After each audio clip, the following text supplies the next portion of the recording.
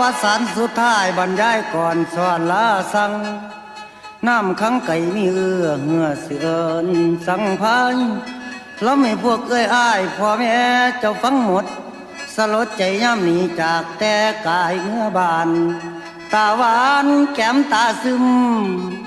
อย่าลืมเด้อความอายสั่งโอ้ยพ่อเถื่อหน้าเถื่อหลังทักพินิจในน้องลาเจ้าตั้งแต่กายเสียงกับใจมอบไปให้เป็นหมู่ยามเหงายามเสียวผัวซ้อน